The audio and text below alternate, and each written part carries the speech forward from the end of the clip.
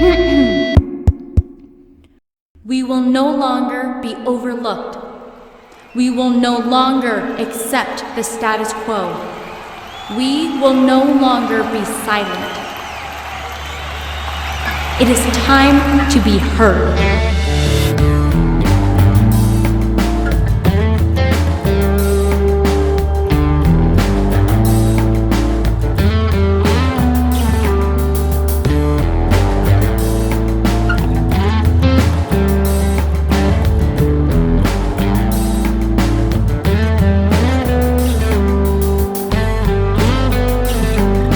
Hello, and welcome to the first interview of Alchemy Theater Company's Be Heard series, where we talk with several Black, Indigenous people of color, or BIPOC, artists, educators, and individuals about systemic racism in the arts community and society as a whole. And ultimately, we talk about what we can do about it to give safe spaces to all of those individuals. My name is Jared Lindsay, and I'm going to be conducting today's interview. Today's guest is Gabrielle Jackson. She is the founder of the Joy Jackson Initiative, founded in 2020, an online resource dedicated to providing tools for theater companies across America to identify, reflect on, and improve their role in creating safe spaces and welcoming spaces for members of the BIPOC community. Thank you so much for being here today. I am so happy to join you. Thank you for having me. So you were on one of our very first roundtables when we started this back in June. And if you remember, we like to start off our roundtables by doing just a mental, emotional, physical check-in. So how you doing? How am I doing? That's a very complex question. I mean, I think we have a lot going on right now, right? And it's only compounded by the fact that, I'm a Black person in America who's experiencing that kind of group loss, right? And I'm a person in the world right now who's experiencing this kind of like mass grief, right, with COVID, and we're mourning like systems of work that we've been participating in for the last however many hundred years, right? We're mourning like the loss of life, the loss of people, the loss of, American life, the loss of life abroad. And for some people, there's loss close to them and their family because of this grossly mismanaged pandemic. For me, I'm losing like elders in my family too. So it's a really sobering time to really ponder about what you want to leave behind and what you want to grab from your future ancestors while they're still here on this plane, right? So it's a lot, and I'm cultivating an artistic practice while trying to run a full-fledged nonprofit organization. Come on, we filed our 501c3 paperwork. So, I didn't file it. Somebody else on the team did. You know what you got to do when you're starting something like this? Surround yourself with people who actually know what they're doing. Amen. The thing is, like, it's such an interesting time to be alive and be creating and to be a vessel for all of this stuff to be processed through. And I feel real big and real deep. Even now, just saying that, I want to like cry. It's a weird time, but I'm super excited to be able to process my grief and my trauma and my heart and the hearts of those around me through art. Right, and that's one of the most important aspects of art, right? Is taking those complex emotions and the emotions we don't necessarily fully understand and processing it, working through it, and hopefully becoming better people because of it, right? That's right. Yeah, so let's talk about a little bit about your performance history. If you want to walk us through some of the projects and things that you've done in your lifetime leading up to the Joy Jackson Initiative. Yeah, absolutely. So I started out gung-ho about being like EGOT, Broadway, and television and film actress. I think Cicely Tyson and Diane Carroll were real big role models of mine, Black women who refused to accept less than what they were worth. Josephine Baker as well, and like folks who got up from the table when love was no longer being served are people who I admire. And I wanted to model my career after, so I started working in the theater in California, LA area. I graduated from Saddleback College's applied vocal program from their classical emphasis. So I have some classical voice training. And yeah, I loved the theater because I'm a little bit of a Tinkerbell, I'll tell you. I'm an instant gratification kind of girl, and if I don't get applause, I will die. So, theater was where I needed to be for all of my needs to be met. Because my family certainly, they're very tough upper lip kind of people. And even if they're the most proud of you, they will not tell you. But when people in the theater are proud of you, all of that. So I needed that. So I was like, oh my gosh, this is what I want to do. And as I grew more and more as an artist, I kind of started to play different roles. I went from playing like tree number 2 to like getting featured ensemble roles to being able to sing in a quartet with like Rufus Bonds Jr. in a role he originated on Broadway, which is like always going to be a highlight of my life. Okay. I did some fun understudy roles. I understudied T Moon in Once on This Island, who I think, you meet roles that are your soulmate. And T Moon was very much my soulmate. Just so much wanting of love and acceptance. And I think as some foreshadowing for you, never quite getting it. And wanting desperately to move in the world with love and joy and freedom, and not being able to because of A, the color of her skin, and B, her station. And a lot of that resonated with me, and the magic that she held resonated with me. And I have a bunch of shells all over my house because my Jaja, who's like my theater parent, and one of two of my theater parents, I have a mom and a Jaja, and just like, all that to say, T Moon is a soulmate of mine. And then later on, after that, I got the opportunity to meet Celie in The Color Purple, who is honestly, like, I wasn't in love with Celie when I first met her, and I had to like really grow to love her because I am a woman of strength and Celie was not, but she's a woman who finds her strength, so that was really beautiful. But then I got kind of like squirrely, I guess. I got kind of squirrely and started thinking about what these roles meant for me as a Black woman to play. And while they were really groundbreaking as like Black female leads, right? Like, but what were these women, right? They were marked by oppression and subservience. And people keep asking me like, what's my dream role? What's my dream role? What's my dream role? My dream role isn't written yet, My dream role is somewhere out there ready to be written by a modern writer, a modern Black woman, a modern Black queer woman who is ready to tell the world their story. And when that role is written, possibly by me, then, that's my dream role, someone who represents my interests and my identity, So with all that being said, I'm now kind of exploring the world of writing and creating and directing and learning how to really be able to be the one in control of how these stories are told, so that when I encounter more soulmates along this journey, I can help guide them to the fullness of the vision that either the writer intended or my own vision as a writer, as someone who's creating these characters and worlds. Yes, fantastic. Yeah. Let me just say, you got through the first couple of questions that we had prepared for you already, and that's fantastic. It's great. But I love that this I want to call it like it's almost a blossoming effect.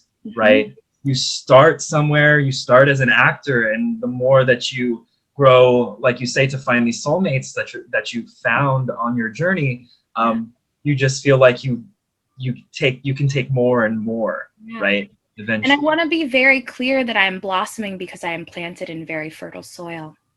I'm planted in the soil of my family. I'm planted in the soul of my loved ones, my theater family, my JJI family. Oh, my JJI family for sure.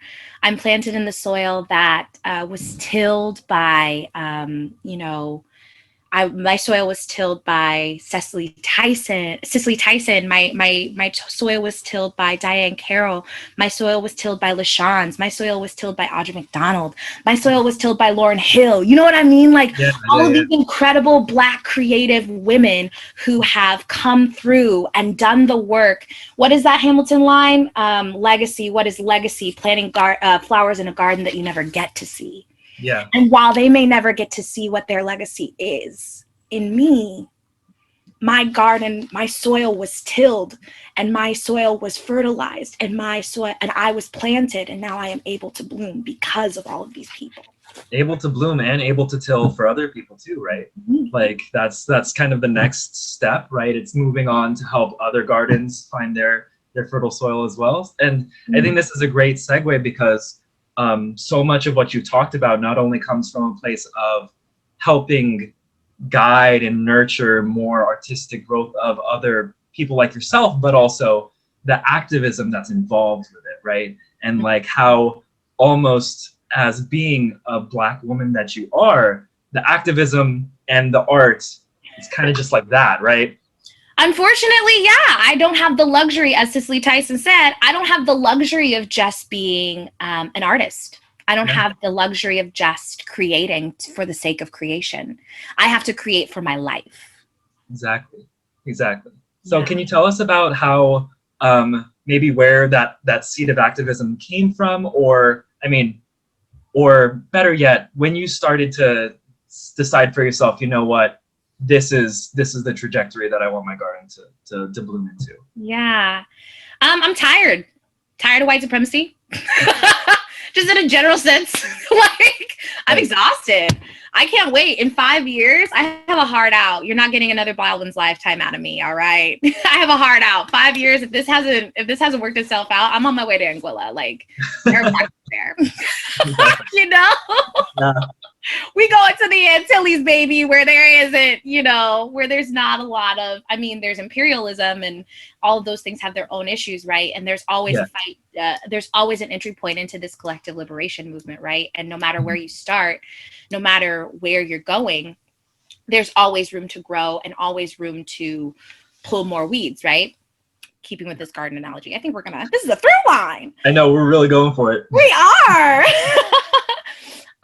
But for me, I'm sick of white supremacy. Like, the bottom line, like, it's been an issue I would argue that since we discovered this concept of manifest destiny back in like the times before Darwin, right, where Darwin was getting his ideas, what seeds were planted that allowed that to bloom, and social Darwinism and all of this stuff manifests itself into like religious Puritanism, which manifests itself into like the United States, which manifests itself into the Boston Tea Party and everybody deciding that they're going to throw tea into the river to make sure that they are able to pursue life, liberty, and happiness, right?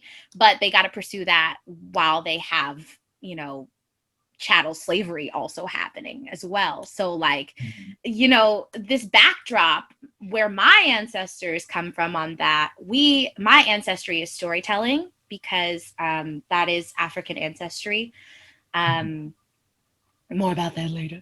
But my ancestry is storytelling. My ancestry is, revolution. My ancestry is, escaping from white supremacy in a general sense. And I am tired of having to fight that fight. I'm tired of being on that road, and I'm ready more than anything to end it where it sits, because we have this really excellent opportunity in the fact that all of our systems no longer serve us. Like all of our systems, and that's from everything. Like we can't even go to the grocery store in the same way, right?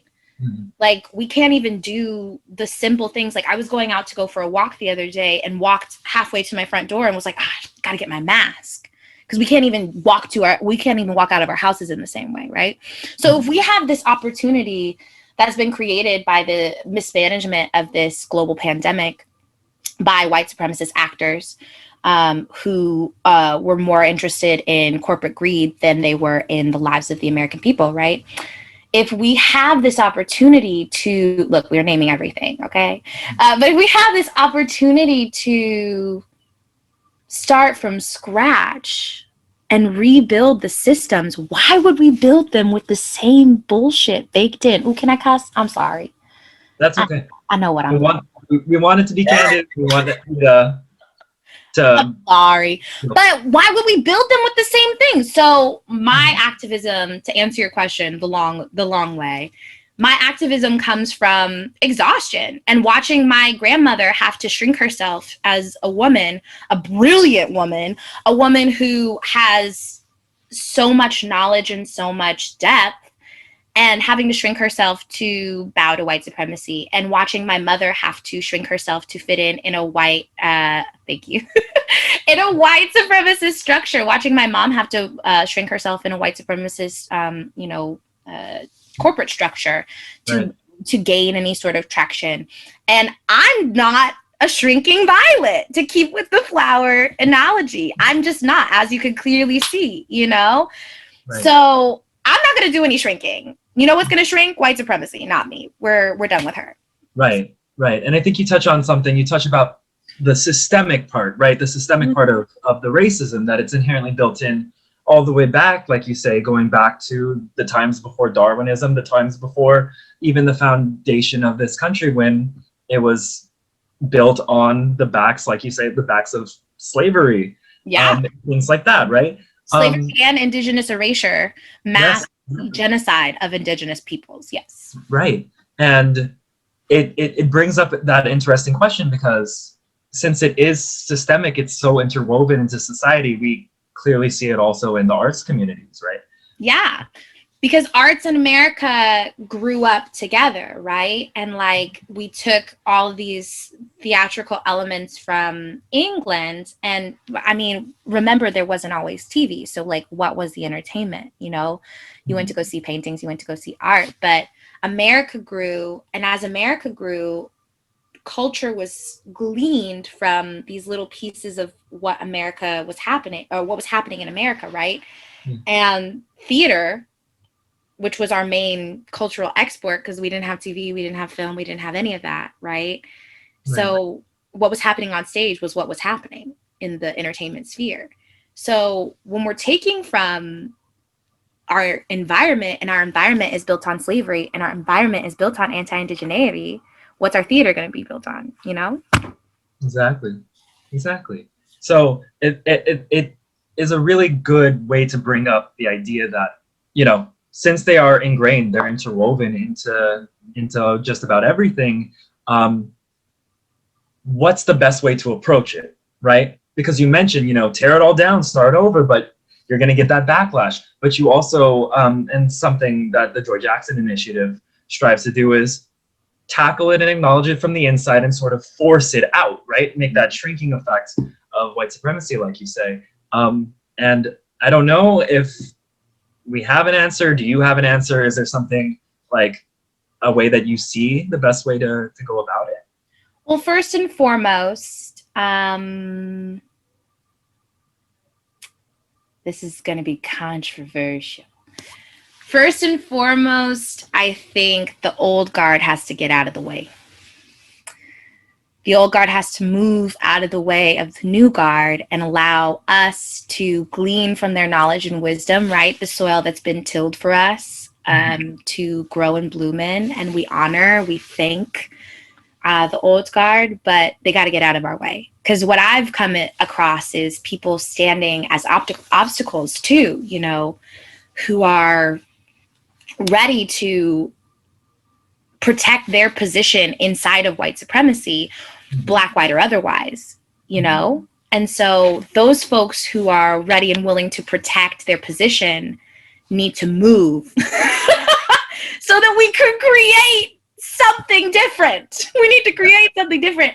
But I'm not of the school that we burn it all down and it's gone forever and we pick up the dust and we, I think that people who are willing to move with the times and change as we go and acknowledge their complicit nature or ways that they've been complicit in the past, acknowledge that, grow from that and move forward in a way that is no longer complicit and move forward in a way that keeps us rolling. I think they're allowed to come with us. But recently, I've kind of been thinking a lot about how JJI even is invested in white supremacy, right? And like our mission statement, building systemic equity in the arts, suggests that we want to build upon what is already here. And what is already here is white supremacy. And what is already here is ableism. And what is already here is anti-indigeneity. What is already here, you know what I mean? Yeah. So building systemic equity in the arts is definitely something that we're striving to do, right? But I think the way that we talk about it has to be different, because what we're really doing, what's really happening with this assessment, what's really happening with all these learning modules and these tools, right, that exist on the website, we're coming in and we're disrupting the current structure. We're disrupting the current way that things are moving. And I think that's what we all need to do to move forward in this industry. We have to be an industry of disruptors and be ready to do that, even when we're like seeing some things that we want to continue, but can't continue in the way that they're going. We have to be willing to even look at those things and be like, we can't do it like this. We have to do it like this, Right. And also, I think another way to move forward is for white people. And like, I'm saying white people with my full chest because I mean white people. Another way to move forward is for white people to make good on what they have said that they are going to do in moments of heated racial discourse, right? Because I think a lot of white activists, white allies, were activated this summer by the loss of life. And if not by the loss of life, because a lot of people weren't activated by the loss of life, as we saw by this mass silence, right? If not activated by the loss of life, we're activated by the threat of social ostracization, right? Right. The new normal. Yeah. And they were like, well, I don't want to get left behind. So I got to say something. I got to put up my black square. I got to be vocal. I got to show up and tell Chris Harrison he can't host The Bachelor anymore. Like, I got to do something. But Right. what we weren't willing to do was give up our seats of power. What we weren't willing to do was create new structures that centered BIPOC identity and centered the value of BIPOC voices and not just prop people up with representation. Right. So I think we got to be really willing to do what needs doing, my white friend. And that's part of what the George Jackson Initiative, JJI, hopes to do, right? Centered on this, not just being and condemning racism, but being anti-racist. Yeah. Right? And I think this is a great moment to kind of just jump fully into that. Yeah. Tell us a little bit about the George Jackson Initiative, their what they hope to do, and how it came about. Yes, absolutely. So, as usual, I was mad. No, I'm just kidding. I think it came about because I was disappointed by the incredible silence that I witnessed from my colleagues, particularly my white and non-Black BIPOC colleagues. Not to call anybody on the carpet, but it's real. In the wake of the murder of George Floyd. And it wasn't like it was just And the thing is like we were all at home. It was multiple murders. We had Tony McDade, we had Breonna Taylor, we had Ahmaud Arbery, and then we had George Floyd. Mhm. And it was like, are y'all tired yet? Because you seem fine. You seem okay. And I got mad and I was like, you know what? I'm done. Done with white supremacy. This is the end of it for me. That was a real breaking point. And so I was inside of this this like group that gears towards femmes in theater, femme identifying folks in theater. And so I was in there and no one said anything. Everybody was just going on about their day. Like, oh, does anybody have I'm doing a group project, and does anybody have play scripts that have good monologues for women? And it was like, there's a line of dead people. Are you all not seeing this? Right. So I got inside of this group and I was like, okay, well, since none of the white administration in this group is going to, and I literally said this, is going to make space for the Black women in this group to talk about what's happening, here we go. I'm going to make that space for us. And then one of the white admins hopped on. And I think it's important to continue to call out the fact that these are white people and I am existing inside of these predominantly white spaces, right? So I think that's important. And I'm not just saying white people to dog on white people. I think that that's an important element of these stories, right? That I am a Black person who exists in predominantly white spaces. So in this predominantly white space, I, a Black woman, used my voice to say, your predominantly white space is not honoring me and my needs in this moment. And we were just months ago, quote, all in this together, trying to flatten the curve and the loss of human life, right? So when I spoke truth to power in that group, that one of the people in power came to speak to me and was like, hey, sorry that this happened. And I was like, oh, you're listening? I was like, okay, great. That's all I needed to know. And so I was emboldened and went to my personal page, and I'm friends with a lot of theater people and a lot of people who run these really well-established institutions and predominantly white institutions, I should add. So I made a post where I called out everybody that was an owner or proprietor of one of these predominantly white institutions, be it a Facebook group, be it a theater organization, be it whatever. And I was like, y'all have been silent and your silence is complicit. And I went off. And then more people came to that. And I was like, oh. And I think what happened for me was there was so much friction, right? There was so much resistance to my speaking truth. And so people were like, oh, that's not true. That's not true. That's not true. And I was like, oh, it's not. So I made a list of 100 things that happened to me specifically. And I could come up with 100 things. Microaggressions, which are really just racist abuse, macroaggressions, which are really just racist abuse, things that had happened behind closed doors, things that had happened in front of people, things that had happened on stage, all over the place, right? And I was able, as an individual, to come up with 100 instances where my Black life was not valued inside of these predominantly white institutions. So I wrote those things down.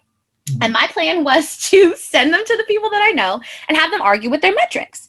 But luckily, my friends and my family are very forward thinking. And even in my moments where I'm like, I'm boiling and I'm petty, they see the larger vision, and everybody was like, no, this is actually a thing. And one person joined in and another person joined in, and suddenly we're an organization of 25 people, right? 25 volunteers who are moving this work forward. And we've developed we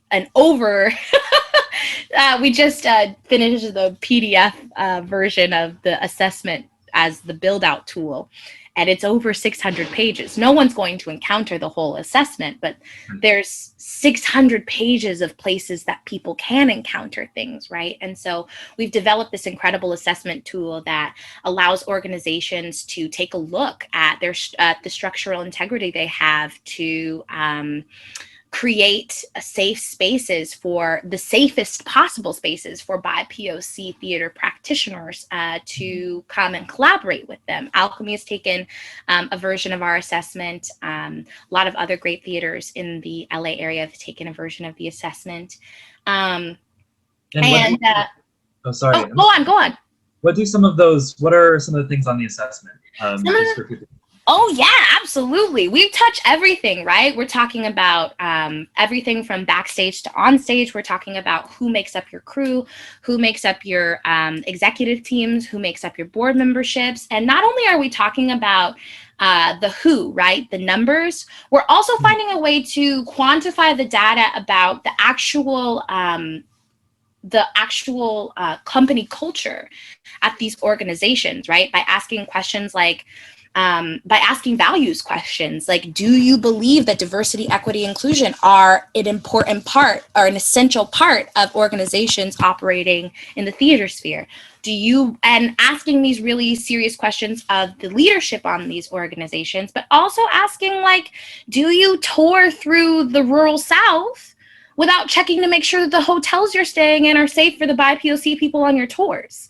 Or, is there someone who is trained in Black hair care doing your all Black production of Into the Woods or, Steel Magnolias? Because everybody wants to do an all Black show, but then wants to hire, people who don't know how to do Black hair or don't know how to do makeup for Black skin tones. And I don't know about you, but I've gone out looking dead. I've gone out looking casket ready, and I'm sick of it. I'm tired. So we're trying to figure out, do you have the people? Do you have the culture? Do you have the organizational structures that will support BIPOC folks? And then we also talk policy. Do you have policies, written policies? Because we know white supremacy, the written word is white supremacy is God, right? So, okay, cool, that's fine. You want that to be that? That's cool. Then, do you have written policy that holds you accountable, that makes you be who you say you are? That's the key. And are you having these conversations? Jeff from Alchemy actually had a really great moment in our town hall where he was like, I looked up and I asked, I was like, have we ever actually had the conversation with people? Like, are you a racist? And I was like, that's a good point, Jeff. Like, have you had that conversation? Because you don't know, right? You don't know until you ask. And then, like, I've been surprised even because I grew up in South Orange County. All right, that's Trump territory, honey. And I grew up there with people who genuinely love me. Like, I'm not kidding, would put their life on the line for me, right? But would still vote for a bigot, but would still ensure that the systems and institutions that continue to uphold white supremacy work without question and without fail, right? So if you don't, and like, those people love me, and like, it's real love, but it's not holistic love. Because you couldn't love me holistically and then go and make sure that white supremacist institutions are allowed to continue to oppress me. Right. And so we're making sure that these institutions in the same way are honoring the BIPOC folks that they invite into their spaces holistically. Right. By supporting them with policy, by supporting them with staff that knows what they're doing, by supporting them with all of the things that they need to succeed, including having flesh-colored tights that match them and microphones that match them. Just dignity, just little things, Right. It's a learning tool, right? The assessment acts as a self-reflection, and just like a lot of things on your website, the George Jackson Initiative showcases, right? It feels like it's truly to educate and get rid of a lot of the ingrained systemic racist thoughts that just pervade the culture. Right? Absolutely. And we want to touch on some of those other tools as well, because you have a timeline on your website, which I love personally. I think it's fantastic, that people who visit the website can go in and add their own instances of what basically makes up the systemic racist theater tradition, Yeah. right? And and we want to hear a little bit about like where did that idea come from and what's its purpose? Yeah, so I'll start with the purpose. Theater is not created in a vacuum, right? Mm-hmm. Even harmless shows like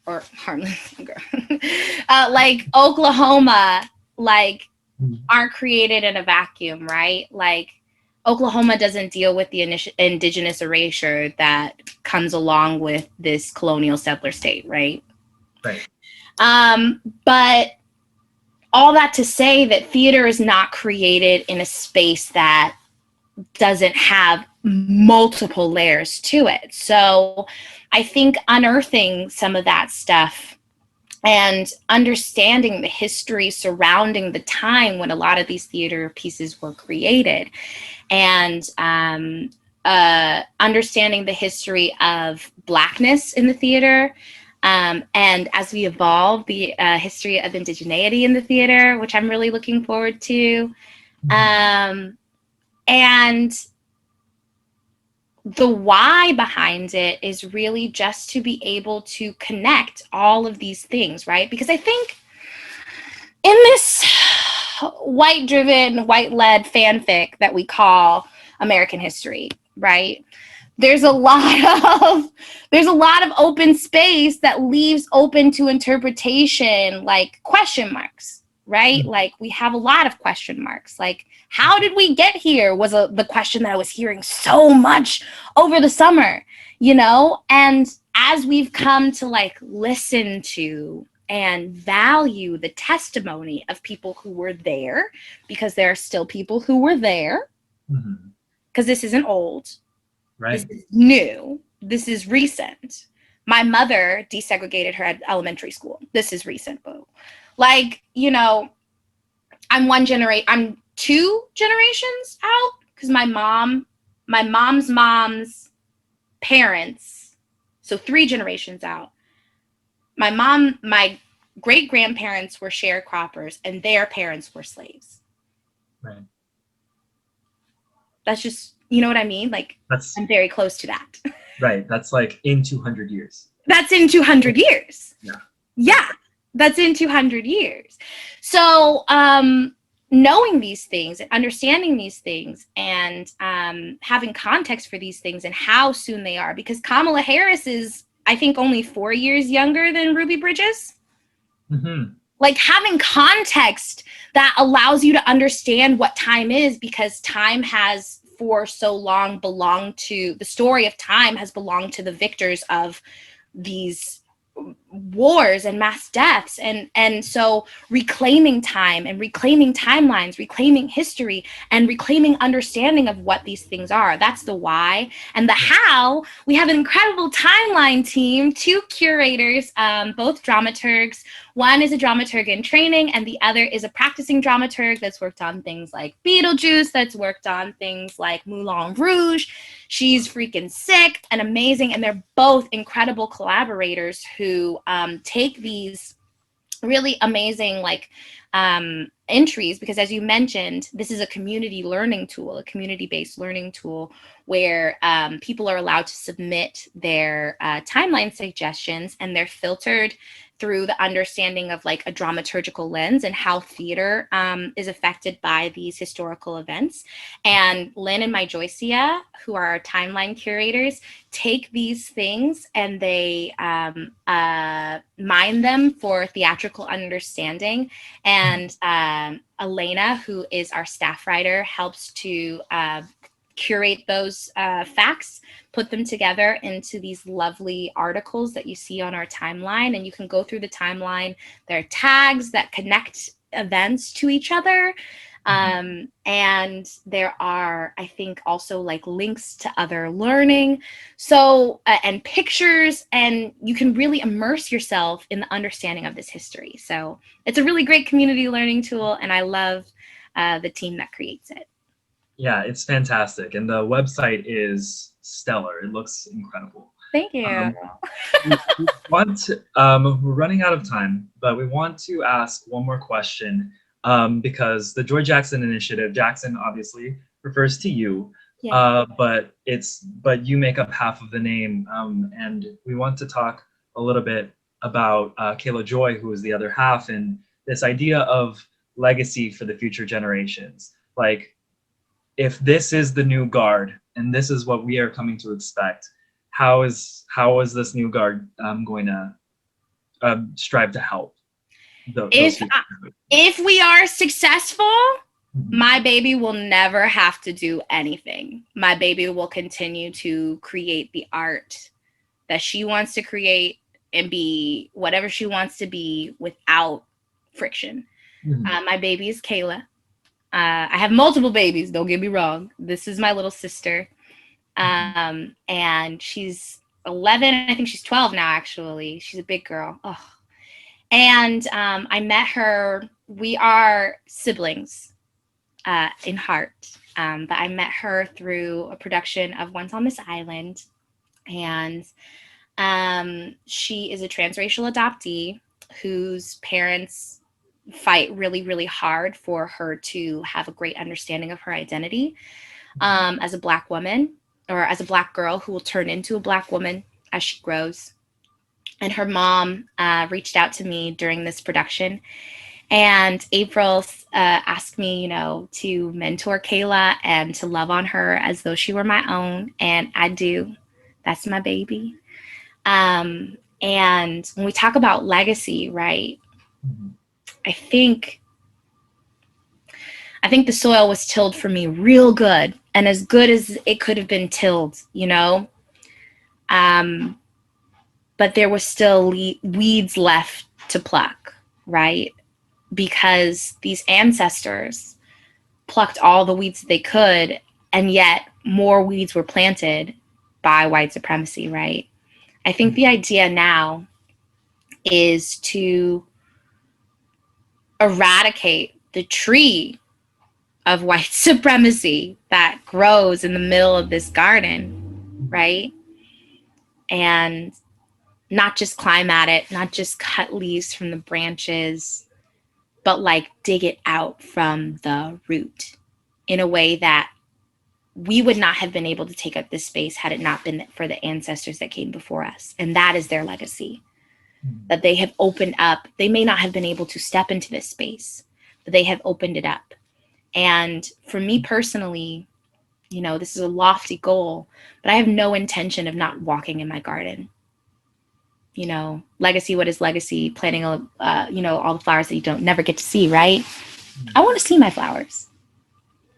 I want to rest on the benches in the garden that I helped to nail together with my bare hands. I want to look at the flower beds and see everything that's grown and know that it is safe and know that it is protected and know that no one will ever come up against my baby in the way that they came up against me. Because I'll tell you, and I haven't even been wronged in ways that, because we do these story circles, right, for BIPOC folks to come in and talk about the atrocities that they have faced at the hands of white supremacy in the theater sphere. And to hear some of these testimonies that we've really put together inside of this assessment and, distilled into these questions, to hear these personal testimonies and hear these folks who are talking about their experiences. I haven't even experienced, the brunt of all of this stuff because I was deemed exceptional at some point. I'm not sure when, I'm not sure why, but somebody picked me. And, the same thing happened for a lot of the old guard too. Somebody picked them, and they were able to succeed. And then they created space so that there were more spots open. But what I want to do, level the playing field entirely. Get rid of that, so that Kayla can continue to grow and thrive in the way that she is meant to grow and thrive, in the way that she is, because she is brilliant and she's so beautiful. And if anybody ever comes for my baby, I don't know what I'll do. So I want to create a space where she is able to be the artist that she wants to be and not the Black artist that she has to be. Right. You know, because you asked me earlier, you know, where these seeds of activism come from. And I told you I'm Black. So I had to, Mm-hmm. you know? But I think for Kayla, I want her humanity to be first and foremost. And her humanity includes her Blackness. But for me, I feel a lot of the time that my humanity has been consumed by my Blackness, and my artistic practice has been consumed by not even my Blackness, but the white gaze as it relates to my Blackness. And I think now, as we move forward, we're throwing off that white gaze, and we're throwing off that, you know, the roots of that. And we're moving forward into a day where we can create the art that we want to create and that we want to see, that actually represents our stories and tells about where we come from. And the Joy Jackson Initiative is doing the work that needs to be done to get that through. And also, I will say, is allied and partnered with incredible organizations who know way more about the industry than we do, who do way more in this industry that we do, who like Affect, like Broadway for Racial Justice, like, you know, all of these other incredible organizations, Black Theater Girl Magic, who have raised us to the position that we are in and who have helped us gain the traction that we needed to really shake the table. So I'm grateful for community, and we're doing this all in the name of making sure that those who come after us are able to wreck shit proper. And we are grateful for you to coming to talk to us today about your journey, the Joy Jackson Initiative, and the garden that we hopefully will get to see sometime in our lifetime. We are. So, yeah. So thank you. Again, this is Gabrielle Jackson. She's the founder of the Joy Jackson Initiative. We are going to include a bunch of the links to her website as well as her socials in the description of this video. Thank you again, Gab. Thank you.